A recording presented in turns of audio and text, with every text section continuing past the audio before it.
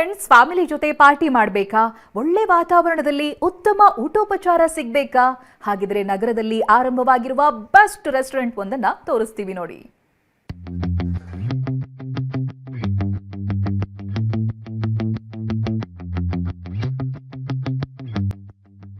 ಶುಚಿ, ರುಚಿ, good ambience, ಅತ್ಯುತ್ತಮ ಉಪಚಾರ. ಕುಟುಂಬದವರ ಜೊತೆ, ಸ್ನೇಹಿತರ ಜೊತೆ ಊಟ ಮಾಡೋದಕ್ಕೆ, ಪಾರ್ಟಿ ಮಾಡೋದಕ್ಕೆ ಬೆಸ್ಟ್ ಪ್ಲೇಸ್ ಇದು.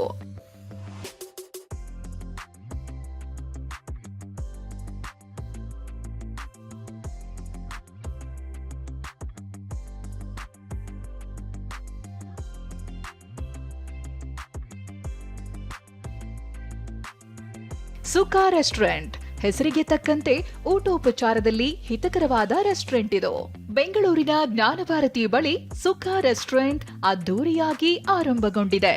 ಆಕ್ವೆಟಿಕ್ ಫ್ಲೋಟ್ ಮಾದರಿಯ ರೆಸ್ಟೋರೆಂಟ್ ಆಕರ್ಷಣೀಯವಾಗಿದೆ. ರೆಸ್ಟೋರೆಂಟ್ ಒಳಗೆ ಫಾಲ್ಸ್ ಅನುಭವ ಸಿಗಲಿದೆ.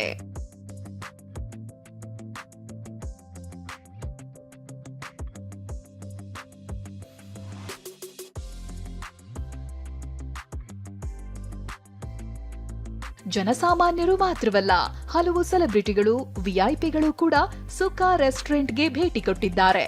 ರೆಸ್ಟೋರೆಂಟ್ನ ಊಟೋಪಚಾರ, ಆಂಬಿಯನ್ಸ್ಗೆ ಫಿದಾ ಆಗಿದ್ದಾರೆ. ನಗರದ ಜನರ ಗಮನ ಸೆಳೆಯುತ್ತಿರೋ ಸುಖಾ ರೆಸ್ಟೋರೆಂಟ್ ತುಂಬಾ ಸ್ಪೆಷಲ್ ಅನ್ನಿಸ್ತಿದೆ. Bureau report, TV9. ಈಗ ಬೆಂಗಳೂರಿನ ಇತರ ಸುದ್ದಿಗಳನ್ನ ಫಟಾಫಟ್ ಅಂತ ನೋಡೋಣ ಜಸ್ಟ್ 5 ನಲ್ಲಿ.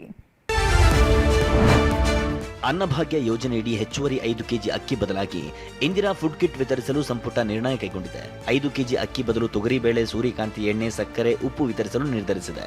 ಪ್ರತಿ ತಿಂಗಳು 1,25,862,262 ಕಿಟ್ ಅಗತ್ಯವಿದ್ದು, ಇದಕ್ಕೆ 466 ಕೋಟಿ ರೂಪಾಯಿ ವೆಚ್ಚವಾಗಬಹುದು ಎಂದು ಅಂದಾಜಿಸಲಾಗಿದೆ.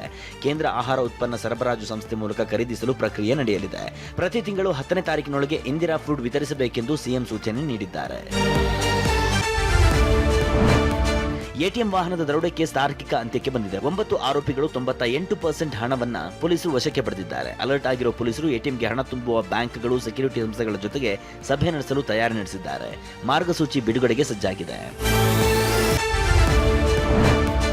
ಬೆಂಗಳೂರಿನಲ್ಲಿ ಎಲ್ಲೆಂದರಲ್ಲಿ ಬಾರ್ ಮತ್ತು ರೆಸ್ಟೋರೆಂಟ್ಸ್ ತಲೆ ಎತ್ತುತ್ತಿವೆ. ಇದರಿಂದ ನಿವಾಸಿಗಳು ಬೇಸತ್ತಿದ್ದು ಜನಪ್ರತಿನಿಧಿಗಳಿಗೆ ದೂರು ನೀಡುತ್ತಿದ್ದಾರೆ. ಹೀಗಾಗಿ ಯಶವಂತಪುರ ಕ್ಷೇತ್ರದ ಶಾಸಕ ಎಸ್.ಟಿ. ಸೋಮಶೇಖರ್ ಇನ್ಮುಂದೆ ಯಾವುದೇ ಬಾರ್ಗಳಿಗೆ ಅನುಮತಿ ನೀಡಲೇಬೇಡಿ ಅಂತ ಜಿಬಿಎಗೆ ಪತ್ರ ಬರೆದಿದ್ದಾರೆ. 5 ಪಾಲಿಕೆಗಳ ರಚನೆಯಿಂದ ಜಿಬಿಎ ಆರ್ಥಿಕ ಸಂಕಷ್ಟಕ್ಕೆ ಸಿಲುಕಲಿದೆ ಅಂತ ಬಿಜೆಪಿ ಮುಖಂಡ ಎನ್ಆರ್ ರಮೇಶ್ ಆರೋಪಿಸಿದ್ದಾರೆ. ಅಧಿಕಾರಿ ಮತ್ತು ಸಿಬ್ಬಂದಿ ಸಂಖ್ಯೆ ಹೆಚ್ಚಳವಾಗಬೇಕಿದೆ. ಇದರಿಂದ 106 ಕೋಟಿ ಮೀಸಲಿಡಬೇಕಾಗುತ್ತೆ ಅಂತ ಸಿಎಂ ಸಿದ್ದರಾಮಯ್ಯಗೆ ಪತ್ರ ಬರೆದು ಎಚ್ಚರಿಸಿದ್ದಾರೆ.